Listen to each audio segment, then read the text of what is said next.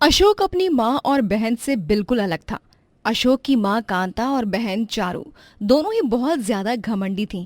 उन्हें अपने अमीर होने पर बहुत ज्यादा गुरूर था। अशोक को जो सही लगता था अशोक वही करता था। अशोक एक गरीब लड़की राधा से प्यार करता था। अशोक को पता था कि उसकी माँ और बहन राधा से शादी के लिए कभी भी हाँ नहीं करेंगे। इसीलिए अशोक अपने घर वालों को बिना बताए ही शादी करके घर ले जाता है। अपनी माँ और बहन से मिलवाते हुए अशोक कहता है, माँ, ये राधा है, मेरी पत्नी और आपकी बहू। हम दोनों एक दूसरे से काफी प्यार करते हैं। मैं राधा को 3 साल से जानता हूँ। वो सब तो ठीक है भैया, लेकिन ये कहाँ से आई? मतलब अमीर घर से तो है ना, हमारी बराबरी की तो है ना? राधा का इस दुनिया में कोई नहीं है। राधा अकेले रहती है, खाना बेचकर अपना पेट पाल रही थी। और अब मुझे लगने लगा कि मैं अपने पैरों पर खड़ा होने लायक हो गया हूँ, तो मैंने राधा से शादी कर ली। क्या कहा तूने? तूने इस गरीब से शादी कर ली? अरे ये हमारे घर में काम करने वाली की बराबरी ना कर पाए और इसे तूने घर की बहू बना दिया। तूने एक बार भी हमारी घर की इज्जत के बारे में सोचा कि अगर बाहर लोगों को पता चलेगा तो वो क्या सोचेंगे हमारे घर के बारे में? हाँ? माँ, आप ऐसे कैसे कह सकती हो? राधा इस घर की बहू है, और अगर आपको राधा पसंद नहीं है तो ये आपकी गलती है। मैंने राधा से शादी की है और मैं राधा की खिलाफ कुछ भी गलत नहीं सुन सकता हूँ। चलो राधा। अशोक किसी को कुछ बोलने नहीं देता है, लेकिन अब भी कांता और चारू को राधा बिल्कुल भी पसंद नहीं आती है। इसीलिए एक दिन चारू अपनी माँ के पास जाती है और अपनी माँ से कहती है, माँ, भैया किसी को भी उठा लाए हैं और इस घर की बहू बना दिया, लेकिन मुझे उस लड़की को भाभी बोलने में भी शर्म आ रही है। मैं नहीं चाहती कि वो घर में रहे। चाहती तो मैं भी नहीं हूँ कि वो लड़की इस घर में रहे, लेकिन तूने देखा तो है अशोक को, वो कैसे उस लड़की की तरफदारी करने लगता है। माँ, अगर हम हार मान जाएंगे तो उसकी जीत हो जाएगी और मैं उसे जीतने नहीं दे सकती। माँ, आपको मेरा साथ देना होगा उसे इस घर से निकालने के लिए। दोनों माँ बेटी अब राधा को घर से निकालने के लिए चालें चलने लगती हैं। एक दिन कांता जानबूझकर राधा से टकराकर जमीन पर गिर जाती है और जोर जोर से चिल्लाने लगती है। हाय मेरी कमर! बहू, तेरी मुझसे क्या दुश्मनी है? तू क्यों मुझे मारने पर लगी हुई है? अब तो मैंने तुझे अपनी बहू भी मान लिया है, फिर क्यों तू मेरे साथ ऐसा कर रही है? हाय मेरी कमर गई। कोई है अशोक? बेटा अशोक कहाँ है? कांता की आवाज सुनकर वहां अशोक और चारू आ जाते हैं। चारू कहती है, अरे माँ, क्या हुआ आपको? आप ऐसे जमीन पर क्यों गिर रखी हैं? बेटा राधा ने मुझे जानबूझकर गिरा दिया। देख रहा है ना अशोक, मैंने तेरी राधा को स्वीकार कर लिया है, लेकिन वो फिर भी मेरे साथ कैसा बर्ताव कर रही है। अशोक जी, मैं सच कह रही हूँ, मैंने माँ जी को नहीं गिराया। मैं तो बस कमरे की तरफ जा रही थी, माँ ही सामने से आ गई और मुझसे टकरा गई। टक्कर भी बहुत जोर से नहीं हुई थी। माँ जी, अगर आपको मेरी वजह से चोट लगी है तो मैं उसके लिए माफ़ी मांग रही हूँ, लेकिन मेरी बात का विश्वास करो, मैंने जानबूझकर कुछ नहीं किया है। बस करो माँ, मुझे सब दिख रहा है। आपको और चारू को राधा पसंद नहीं है, इसीलिए आप राधा को घर से निकालना चाहते हैं। मैं सब समझ रहा हूँ माँ। मैं बस इतना ही कहना चाहता हूँ कि मेरे लिए आप तीनों ही एक बराबर हो, लेकिन अगर आप ऐसा करोगे राधा के साथ तो मेरे दिल में आपके लिए इज्जत कम हो जाएगी। कांता और चारू की एक भी चाल कामयाब नहीं होती है, बल्कि वो लोग अब अशोक की नज़र में गिरने भी लगते हैं। कुछ दिनों बाद मोहल्ले में काफ़ी बड़ा कुकिंग कंपटीशन होता है, जिसमें राधा भी हिस्सा लेती है और राधा की मेहनत रंग लाती है। राधा वो कंपटीशन जीत जाती है और उसे तोहफे में एक ढाबा मिलता है। ये देखकर अशोक को काफ़ी खुशी होती है और घर आने के बाद वो राधा की नज़र उतारता है और कहता है, मुझे पता था कि तुम ये कंपटीशन जरूर जीतोगी। तुम्हें खुद पर भले ही विश्वास ना हो, लेकिन मुझे था। देखा माँ, राधा ने कर दिखाया कमाल। हाँ, क्या कमाल कर दिया? खाना ही तो बनाया था ना, और तू कैसे जीत गई? देखना, अब मैं ढाबे पर बहुत मेहनत करूंगी, आप सबका सर कभी भी झुकने नहीं दूंगी। राधा अब अपना ढाबा शुरू कर देती है और उसमें बहुत मेहनत करने लगती है, लेकिन अब भी राधा की सास और ननद अपनी हरकतों से बाज नहीं आती हैं और अब राधा के ढाबे में मुश्किलें खड़ी करने लगती हैं। एक दिन जब राधा के ढाबे पर विनोद नाम का आदमी आता है, लेकिन ढाबे के बाहर ही चारू और कांता नाटक करने लगते हैं। छी, कैसे लोग हैं ये, इतना बड़ा ढाबा खोल लिया और खाने में छिपकली। माताजी, आप मेरी माँ की उम्र की लगती हो, इसीलिए बोल रही हूँ कि अंदर खाना मत खाने जाओ, छिपकली मिली है खाने में। क्या छिपकली? लेकिन मैंने तो सुना था कि अच्छा है ढाबा। सुना तो मैंने भी था, तभी तो आई, लेकिन छिपकली मिली खाने में। ऊपर से ये लोग झूठ बोल रहे थे कि नहीं मिली। सच में मैडम, खाने में छिपकली मिली है? और नहीं तो क्या भाई साहब, मैं तो खाना खाने गई थी और मेरे खाने में छिपकली मिली। ना आप मेरे कोई दोस्त हो और ना वो कोई मेरी दुश्मन है। मैं तो बस सच बता रही हूँ, बाकी आपकी मर्जी। चारू और कांता की हरकतों की वजह से ढाबे में कई बार कोई ग्राहक नहीं आता है, लेकिन राधा हिम्मत नहीं हारती है और अब भी ढाबा चलाती है। कुछ दिनों बाद चारू कांता दोनों की ही तबीयत खराब हो जाती है। उन दोनों को बीमार देखकर राधा कुछ दिनों के लिए अपना ढाबा बंद करके उनकी देखभाल में जुट जाती है। राधा रोज उन्हें खिचड़ी बनाकर देने लगती है। धीरे धीरे उन दोनों की हालत में भी सुधार आने लगा। कुछ दिनों बाद वो ठीक महसूस करती हैं तो अपने हॉल में बैठती हैं। तभी राधा उनके लिए खिचड़ी लेकर आती है।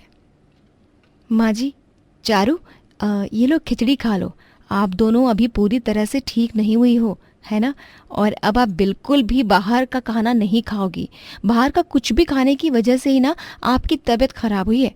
आप जल्दी से खिचड़ी खा लो, तब तक मैं आपका कमरा साफ कर देती हूँ। भाभी रुकिए। चारू, तुमने मुझे भाभी कहा? हाँ भाभी, क्योंकि जितना आपने मेरा ख्याल रखा है इन दिनों, उतना कोई अपना ही रखता है ना। और आप हमारी अपनी ही हो। मैंने आज तक कभी भी आपको भाभी नहीं माना, लेकिन आपने हमेशा हमें अपना माना है। इतना बुरा करने के बाद भी आपने अपना ढाबा बंद करके हमारा ख्याल रखा, हमारे बारे में सोचा। चारू, तुम कैसी बात कर रही हो? आप दोनों की तबीयत खराब है और अब भी मैं अपने ढाबे के बारे में सोचती? राधा बहू, चारू ठीक कह रही है। जैसे हम तेरे साथ थे ना, उसके बाद भी तूने हमारे बारे में ही सोचा। हमें माफ कर दे बहू। मेरे लिए तो यही बहुत है कि आप लोगों ने मुझे अपना लिया। वक्त के साथ और राधा के प्यार के साथ चारू कांता भी बदल जाते हैं और अपनी गलती के लिए माफी भी मांगते हैं। घर खर्च करने वाली बहू। रचना की शादी मनोज से होती है। मनोज एक अच्छी पोस्ट पर नौकरी कर रहा होता है।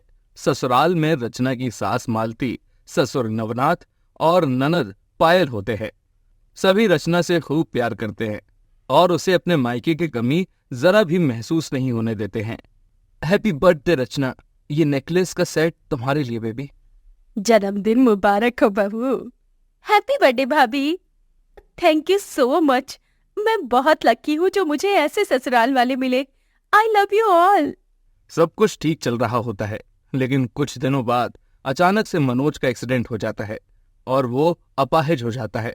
उसे कंप्लीट बेड रेस्ट ही बताया जाता है। घर के कमाने वाले इकलौते बेटे के बेड पर आ जाने के कारण अब घर में आर्थिक समस्या शुरू हो जाती है। घर में तो अनाज का एक दाना तक नहीं बचा, और तो और बिजली विभाग वाले भी शाम तक बिजली काट जाएंगे क्योंकि बिजली का बिल भी नहीं भरा है। हे खाटू महाराज, ये कैसी विपदा आ गई हम पर। मेरा जवान बेटा अपाहिज हो गया। सब कुछ फिर से ठीक कर दो। माँ जी, आप प्लीज रोइए मत। मेरे पास कुछ जमा किए हुए पैसे बचे हैं, मैं उन्हें खर्च कर देती हूँ और कोई जॉब भी ढूंढने लगती हूँ। रचना अपने पास पड़े कुछ पैसों को खर्च कर घर में थोड़ा बहुत राशन ले आती है और साथ ही बिजली का बिल भी भर देती है। वो लगातार 3 से 4 दिनों तक नौकरी ढूंढती है और उसे एक टूर्स एंड ट्रेवलर्स कंपनी में नौकरी मिल जाती है। अब घर में कमाकर खर्च करने वाली रचना ही होती है। रचना, मुझे माफ कर दो, मेरे कारण तुम्हें ये सब करना पड़ रहा है। माँ और पापा तो घर पर ही रहते हैं और पायल भी कॉलेज जाती है। सारे खर्च का लोड तुम पर ही पड़ गया है। अब तो मुझे माफ कर दो रचना, मुझसे ये सब देखा नहीं जा रहा है। ऐसी बात मत करो, तुम्हारा एक्सीडेंट हुआ है, ये सब तुमने जानबूझकर थोड़ी किया है। चिंता मत करो, समय के साथ सब कुछ ठीक हो जाएगा। थैंक यू रचना, तुम दुनिया की सबसे बेस्ट बीवी हो। रचना बाहर काम करने जाती है इसलिए उसकी सास मालती घर का सारा काम करने लगती है और उसे कोई भी काम करने नहीं देती। रचना बहू, ये ले, थेपले बनाए हैं आज, ठीक से खाकर आना। थैंक यू माँ जी। वेलकम बहू। और तू पायल, तू भी ले ले अपना टिफिन। ऐसे ही 1 से 2 महीने बीत जाते हैं। एक रोज भाभी, मुझे कुछ पैसों की जरूरत है। अब वो कॉलेज की पिकनिक जा रही है ना, इसलिए। अरे पायल, तुम्हारा दिमाग खराब हो गया है क्या? अभी पिछले हफ्ते ही मैंने घर में राशन लाया है। मैं कमाने लगी नहीं कि तुम्हारे ये फालतू के खर्चे शुरू हो गए। अपने भाई को तो कभी नहीं परेशान किया इन सब खर्चों के लिए, लेकिन भाभी का गला पकड़ने आ गई। लेकिन रचना बहू, बस कीजिए माँ जी, आप भी कुछ कम नहीं हो। दिन रात कुछ ना कुछ बनाकर ठूसे जा रही हो। अरे मैं अकेली कमाने वाली हूँ इस घर में। आप लोगों का क्या है, घर में बैठकर बस ठूसना है, और क्या। सबको रचना की ये बात सुनकर बहुत बुरा लगता है, लेकिन कोई कुछ नहीं बोल पाता, क्योंकि घर में खर्च करने वाली तो अब केवल रचना ही होती है। जैसे जैसे दिन गुजरते जाते हैं, रचना का घमंड और गुरूर बढ़ने लगता है। एक रात जब अचानक से उसकी सास मालती की तबीयत खराब हो जाती है, तभी ये क्या नौटंकी चल रही है आपकी माँ जी? मैं अच्छी तरह जानती हूँ ये सब आप बस नाटक कर रही हो। आपको अगर काम नहीं करना तो साफ साफ कह दो ना, ये नाटक क्यों कर रही हो? ऐसा मत बोलो बहू, मैं सच में बीमार हूँ। इतने दिनों से मैं घर के सारे काम कर ही रही हूँ ना। हाँ, अब आप तो बिस्तर पकड़कर बैठ गई, बाकी के सारे काम करने में बैठी ही हूँ ना यहाँ। आपकी बेटी को तो पढ़ने लिखने और घूमने फिरने के अलावा और कुछ आता नहीं। रहने दो पापा जी, आप तो कुछ बोलो ही मत। दिन भर काम करके आई हूँ मैं कुछ नहीं बनाने वाली खाने को, और ना ही पैसों को वेस्ट करके कुछ बाहर से ऑर्डर करूंगी। रहो आप सब भूखे। रचना, ऐसा मत करो, प्लीज कुछ बना दो या फिर मंगवा दो। माँ को बीपी की गोलियां खानी होती हैं। मुझे भी डॉक्टर ने खाली पेट दवाई खाने से मना किया है। ना मेरे पास अब ज्यादा एनर्जी बची है, और ना अभी मैं तुम जैसों पर कोई पैसे बर्बाद करूंगी। मैं जा रही हूँ सोने, मुझे बहुत नींद आ रही है। लेकिन रचना सबको भूखा छोड़कर सो जाती है। उसने बाहर से ही नूडल्स खा लिए थे, जिस कारण उसे कुछ भूख नहीं लगती। दिन ब दिन रचना का ये बुरा बर्ताव बढ़ते ही जा रहा था। रचना, आज डॉक्टर ने चेकअप के लिए बुलाया है, जाएंगे ना हम? ओफो, पापा जी क्या यहाँ मक्खी मारने बैठे हैं क्या? मैं अगर तुम्हारे साथ आ गई तो मेरे ऑफिस का काम कौन करेगा? खुद तो बैठ गए हो बिस्तर पकड़ के, और यहाँ मेरा जीना दुश्वार करके रखा है। मनोज फिर से कुछ नहीं बोलता और चुपचाप रचना की बात सुन लेता है। ये रचना बहू जब से पैसे कमाने लगी है, तब से तो इसके हाव भाव काफी बदल से गए हैं। सच में मुझे तो विश्वास ही नहीं हो रहा। हाँ माँ, भाभी का ये अलग ही रूप देखने को मिल रहा है। उन्हें ऐसे नहीं करना चाहिए। भैया के दिल पर क्या बीत रही होगी इन सब से। बेचारा हमारा मनोज खुद को कितना कोस रहा होगा इस वक्त, जबकि इस सब में उसका कोई दोष नहीं है। एक दिन अचानक से रचना की तबीयत खराब हो जाती है, जिस कारण वो ऑफिस नहीं जाती और घर में ही रहती है। तभी मालती उसके लिए काढ़ा बनाती है। ये लो बहू, ये काढ़ा पी लो, बहुत असरदार है ये। इसे पीते ही तुम्हारी फुर्ती लौट आएगी और तुम बहुत तंदुरुस्त हो जाओगी। ठीक है माँ जी। पायल दिन भर रचना के पास बैठकर उसकी देखरेख करती है। नवनाथ उसके पसंदीदा बुढ़िया के बाल लाता है। देखो भाभी, पापा ने आपके पसंदीदा बुढ़िया के बाल लाए हैं, है ना एकदम मस्त। वाह, इन्हें खाकर तो मेरी सारी बीमारी ही दूर हो जाएगी। हाँ रचना बहू, यही तो हम सब चाहते हैं। रचना का अपाहिज पति मनोज भी उसकी फेवरेट किताब उसे पढ़कर सुनाता है। इस सब से रचना को बहुत अच्छा लगता है और वो बाद में अकेले में खुद से ही कहती है, कितनी गलत थी मैं, कमाने क्या लग गई, सबका प्यार ही भूल गई। इतना बुरा बर्ताव करने के बाद भी सबने बीमारी में मेरी इतनी देखरेख की। सारे गिले शिकवों को दूर रख के मुझसे इतने अच्छे से पेश आए। मैंने सबका दिल दुखाया है अपनी बुरी हरकतों से। मुझे सबसे माफी मांगनी होगी। रचना को अपनी गलती का एहसास हो जाता है और वो फौरन उठकर सबसे जाकर माफी मांगती है। आई एम सॉरी, मुझे माफ कर दीजिए आप तीनों।